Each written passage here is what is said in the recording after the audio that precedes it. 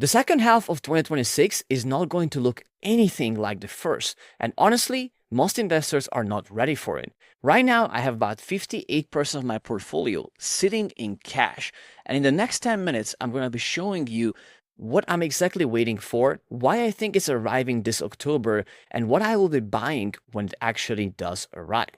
Now, there are really two types of investors in the market right now. Either you're fully deployed and you're wondering, are we going to see a correction in the markets in the second half of the year?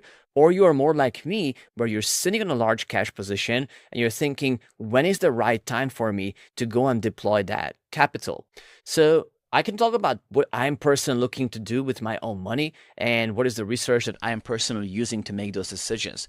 To me personally, the second half of this year is about one thing, which is to turn the big cash pile that I am sitting on and invest it into a basket of fundamentally strong, high conviction, long term hold investments based on trends that are going to be evergreen and into companies that are seemingly growing their revenue at an extremely rapid pace.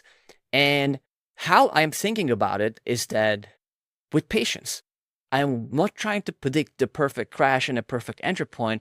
I am simply waiting patiently with a very clear plan to deploy my capital at valuations that actually make sense to me based on data, based on probabilities, and based on statistics. So let's get into that.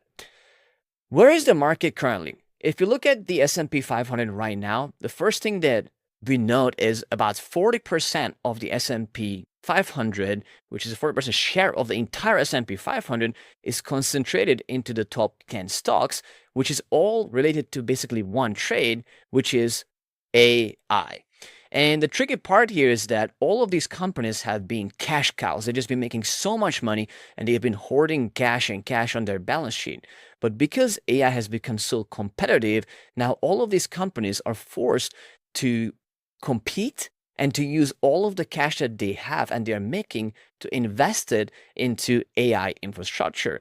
And that's what you're seeing, that these companies are committing more and more money to this AI build out. But when you look at the valuations and the market itself, you see that all of this future build out is already getting really heavily priced in. The future growth is already priced in to buying those stocks today. And that's a tricky part, because if something was to happen, whether it's like a political change, whether it's companies delaying their projects and with their revenue estimations, this is a fragile place to be in for a market that is perfectly pricing in all of this future growth. So that's kind of where the market is sitting at right now. When it comes to the big funds and institutions, Bank of America shares two very important data points that I personally like to look at. One of them is the Bank of America bull or bear indicator.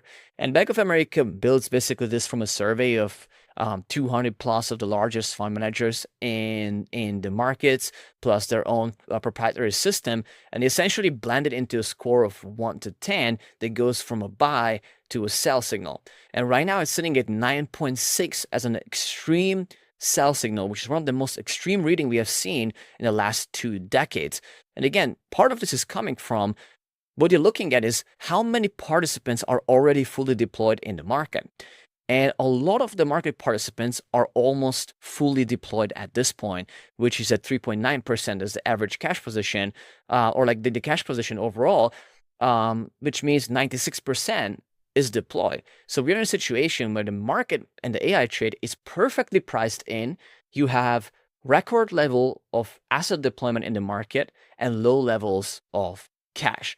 Usually, this is a signal that is right about 60% of the time before somewhat of a correction tends to take place. Again, when I think about investing in the market, I want to get in when I think things are at a reasonable valuation and when I know that there's other buying power coming in to push those investments higher, because I want to outperform the market. And there are environments when you just have, I just think about, I have to be patient for that opportunity to come to me so that I can invest in the right valuation, so I can actually get that upside of the future growth, which is currently priced in at the market. Another valuation metric that we can look at is Shiller PE ratio. Essentially, you're paying the second highest price in 145 years for $1 of earnings of the stock market. Now, valuation alone is a terrible timing tomb. So there's a caveat to this because this has been elevated since 2010. Basically just going up and up and up, and it's been elevated now for years. But fundamentally, right now we are being paid very little to be invested into the market. The honest caveat to this is that when we look at the stocks in the market, the earnings are actually projected to grow further. So what I'm trying to say is that these companies and these investments are realistically, based on statistics and estimates, are going to keep going higher. But the market itself, fundamentally, on a big picture of things, is somewhere close to one of the most overvalued market and most speculative market in history. Now, when we look into actually the rest of this year, what is the next 90 days look like? What could it look like? There are two things that I personally like to look at. And one of them is simply a seasonality data, which is what tends to happen in certain parts of the 4-year stock market cycle. And in this case, you can clearly see this line right here where usually in midterm election years, what tends to happen is that we have a January, February corrective phase in the market up into April. And then from that moment on, somewhat of a choppy and weak market with a downtrend all the way until October, where after the midterm, the trend shifts to the upside. This is what tends to happen in midterm election years over the course of the last almost 100 years of data. Now, since 1942, buying the S&P 500 on the midterm election day generated a median return of 15.2% through June 30, the following year, which is 7 months forward. This has survived Vietnam War, World War II, 1970 lost decade, dot-com bubble, GFC, all the macro crazy things that have happened in history. This has proven to be a seasonal timing that is extremely strong in performance for the markets. So I am basing part of my thesis on taking advantage of deploying capital into the market when historically the market shows weakness right out of a period of time that historically, based on statistics and data, tends to be an extremely high-performing market environment. Now,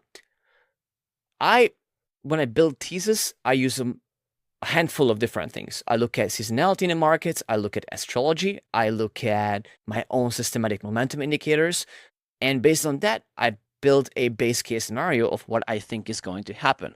And whether you believe in astrology or not, there's strong data-based evidence that market volatility, market crashes tend to happen in times when you have a crowded window of astrological events happening.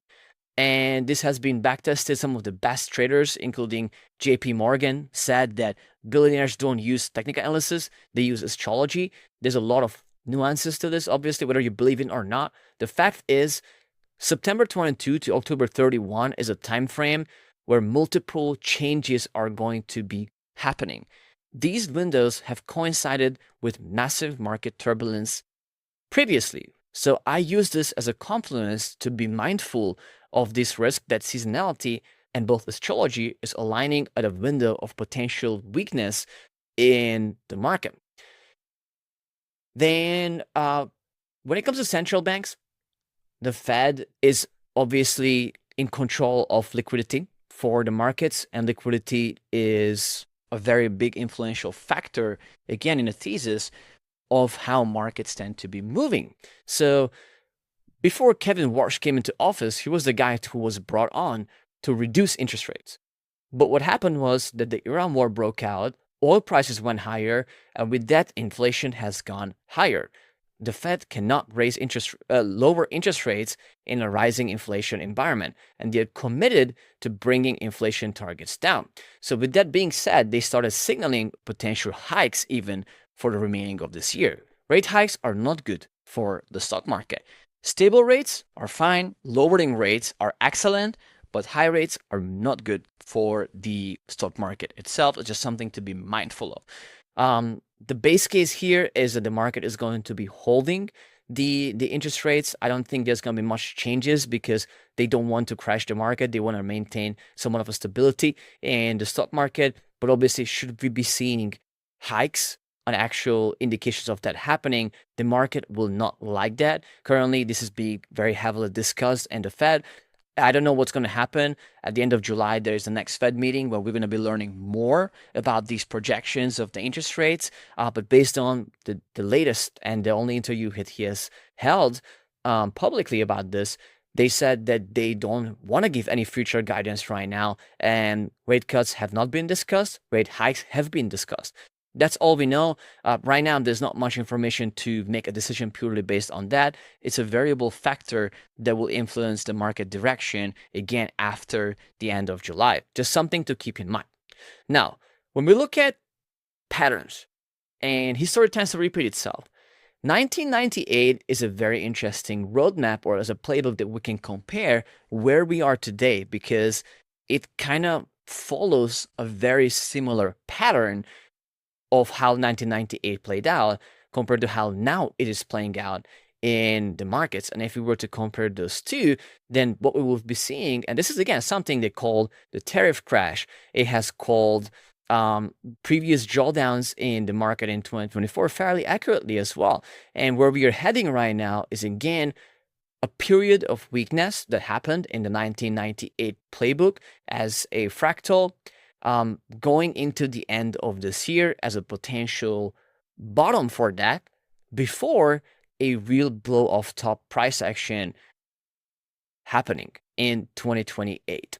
So this is again a confluence that I personally was looking at that makes sense to me based on the data that I had in front of me of how this could be moving, because the projection of this would be that markets go lower into this October timeframe, as you can see.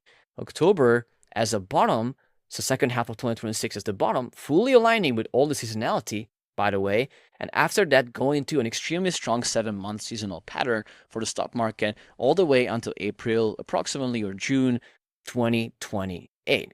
So this to me makes a lot of sense, to be honest with you, and this is the fundamental base of like how I'm expecting the markets to look like over the coming couple of months.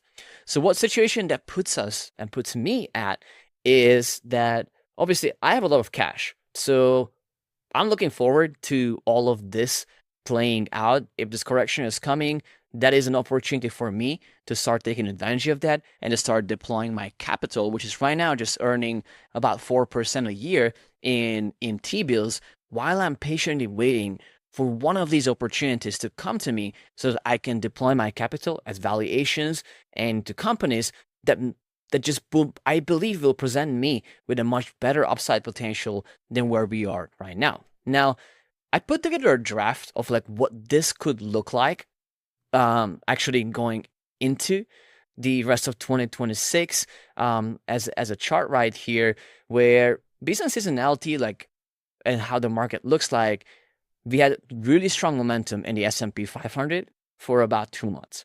And the last 2 months we have spent essentially just going in this sideways choppy direction. Whether the market breaks out a little bit higher from here and then it goes lower, or whether the market goes just simply sideways and eventually makes a drawdown in Q4, I cannot say with probability. I don't have data to prove any of that. Right now, my momentum systems are saying it's risk off. That's all I know. Based on Fearless Trend, based on Yin Yang, all of my proprietary momentum-based systems are saying there is no momentum at this moment to the upside. Again, that can change maybe with some announcements or whatever, but at this point, my base case remains that because it's choppy and there's no clear direction for me to trade until like August, I'm not going to be forcing my cash into new positions because I don't have the data with a high conviction approach to get into here. All the data points that are high conviction are saying just sit on your hands for 3 to 4 months and wait for October to come and make that the opportunity that you take advantage of.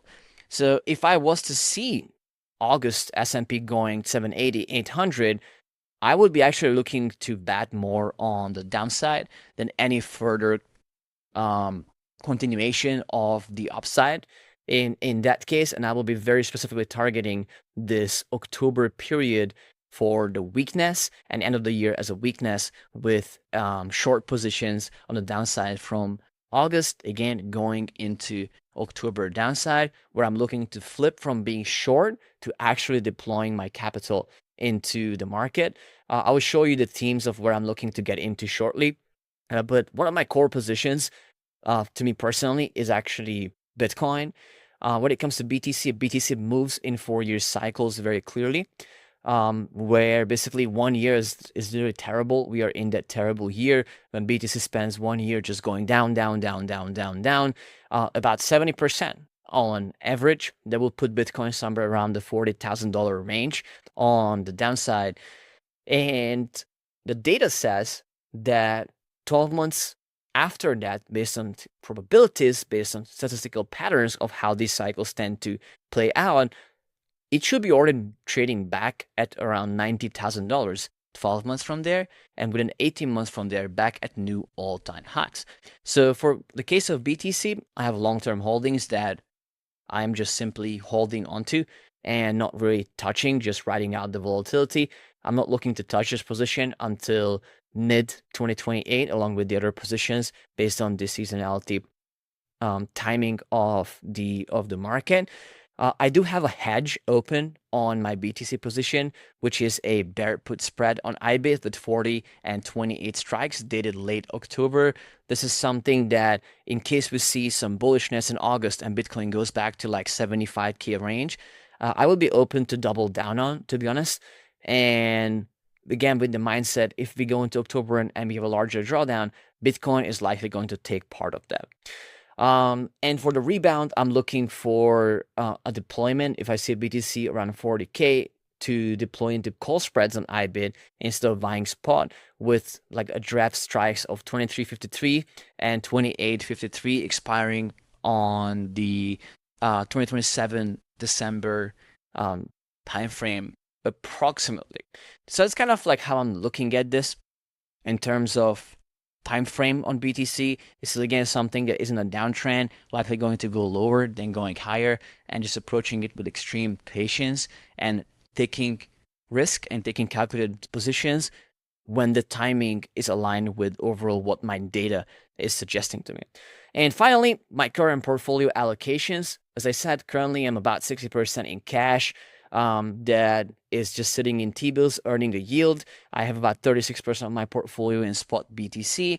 I have a couple of smaller positions between energy companies, and robotics. These are positions I intend to scale up as the market comes down to more attractive valuations to my strategy.